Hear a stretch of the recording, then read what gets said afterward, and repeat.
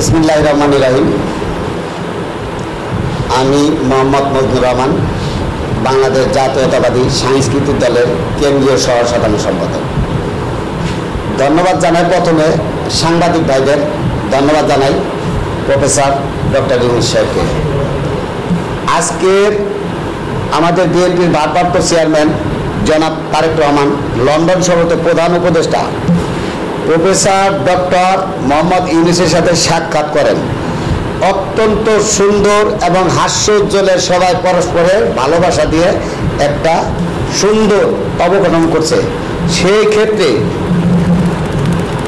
এই বৈঠকে আগামী রমজানের আগে জাতীয় নির্বাচনের উদ্দেশ্যে বিশেষ যে ফলপ্রসূ ঐক্যমত্য হয়েছে, অনিশ্চিত কাটিয়ে দেশের মানুষের জন্য স্বস্তি বার্তা, নতুন আশার আলো নিয়ে এসেছে। সেই ক্ষেত্রের জন্য আমরা সবাই অত্যন্ত খুশি এবং আনন্দিত এবং গর্ব। বিশেষ করে প্রফেসর ডক্টর ইউনূস সাহেবকে আমরা আবারও ধন্যবাদ জানাই। উনি একজন দেশের, বিশেষ করে উনি অনেক বড় মাপের একজন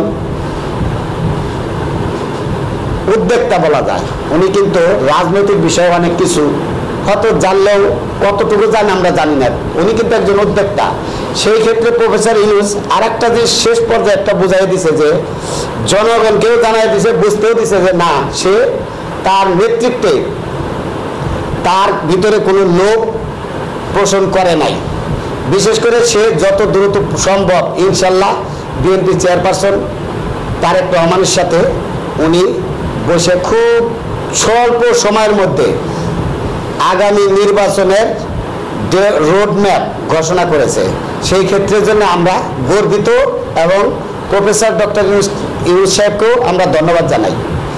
জামাতের বিষয়টা ওদেরকে জামাতের বিষয়টা একটা, ওরাও একটা যেহেতু আমাদের বিরোধী দল, সেই ক্ষেত্রের জন্য আমাদের বিএনপি অঙ্গ সংগঠনে একটা বড় একটা সংগঠন।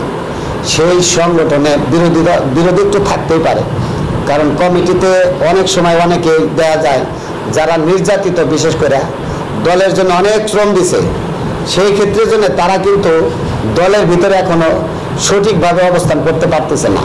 অনেক নেতারা আছে, দেখা যায় টাকার বিনিময়েও এরকম আমাদের কানে আসতেছে, টাকার বিনিময়ে কিন্তু নেতৃত্ব দেওয়ার ইচ্ছা পোষণ করতেছে।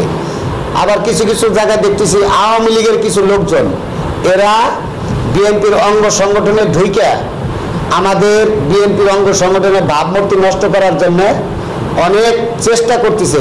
কিন্তু এদেরকে আমরা বলতে চাই যে যেখানে থেকেই আসুক, আওয়ামী লীগ থেকে যদি কাউকে নেওয়া হয়, বিশেষ করে দলের চেয়ারপারসন এর নির্দেশে আছে এবং সেই ক্ষেত্রে বিএনপির ভারপ্রাপ্ত চেয়ারম্যানের নির্দেশ আছে যে যদি কোনো আওয়ামী লীগের লোককে নেওয়া হয়, সেই ক্ষেত্রে ওই কমিটি বিলুপ্ত ঘোষণা করার সম্ভাবনা আছে। এবং যদি জানে যে এটাও বলেছে দলের চেয়ারপারসন বা দলের ভারপ্রাপ্ত চেয়ারম্যান এটাও বলেছে যে যারা চাঁদাবাজি করবে, মাদকের সাথে জড়িত থাকবে, এদেরকে অবশ্যই প্রতিহত করবে এবং এদেরকে দল থেকে বহিষ্কার করবে। এরপরও কিছু ক্ষেত্রে দলের অনেকে চাঁদাবাজির সাথে জড়িত হচ্ছে। এরা কারা?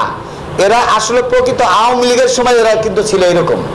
আওয়ামী লীগ থেকে এই সংগঠনে আইসে আবার বিএনপির সাথে যোগ দিয়ে এরা কি করতেছে, এরা আবার সেই চাঁদাবাজির সাথে জড়িত হচ্ছে। প্রকৃতপক্ষে অনেক কিছু আমি তদন্ত করছি, সেক্ষেত্রে দেখা গেছে যে বিএনপির অঙ্গ সংগঠনে এরা কিন্তু চাঁদাবাজির সাথে জড়িত না। আওয়ামী লীগের যারা পূর্বে চাঁদাবাজি করছে, এরাই আবার ঘুরে ওরাই চাঁদাবাজি শুরু করে দিছে, কিন্তু দলের নাম ভাঙাচ্ছে বিএনপির অঙ্গ সংগঠন।